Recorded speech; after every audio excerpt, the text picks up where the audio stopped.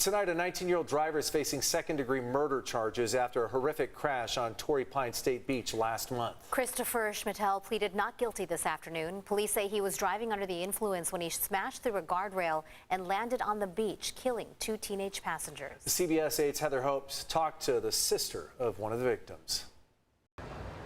In court today, we saw Christopher Schmittel's father, members of their family, traveling down from Lake Elsinore as his son was charged with 2 counts of second-degree murder. But also inside the courtroom were family members of the 2 young men killed, and they were all close friends. I mean, it takes out a lot of feelings, and coming and seeing him, it's a lot.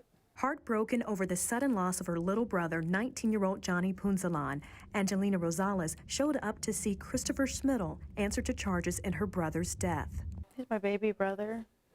I want people to see his face and know, he was a great kid. Both Johnny Punzalan and Joshua Manzanares were killed in the April 25th crash at Torrey Pines State Beach, where investigators say Schmittel was driving his Subaru WRX with 4 of his friends inside, and Schmittel, suspected of driving under the influence, veered his car off North Torrey Pines Road, slamming into the guardrail and striking multiple rocks before landing on the beach. Schmittel survived, along with 19-year-old passengers Adrian Garcia and Aaron McRae, both with injuries. Rosales says McRae is now in a wheelchair with a broken femur.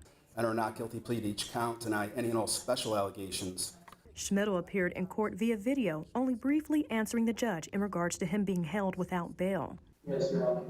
Schmittel pleaded not guilty to several charges, including second-degree murder and 3 DUI felony charges for causing injury. He has also been charged with gross vehicular manslaughter while intoxicated. I mean, I feel there's strong charges, and our family's always said, we wouldn't want somebody else's kid to get taken from them. All 5 young men involved in the crash were 19 years old from Lake Elsinore. Angelina says her brother Johnny was simply going to the beach with friends as a break from his community college classes in Riverside and work at Wendy's. Maybe other teenagers will learn from this to wear their seatbelt. From what I hear, he didn't have a seatbelt, so wear your seatbelt, Schmittel is due back in court June 1st. He faces 30 years to life in prison if convicted. Heather Hope, CBS 8.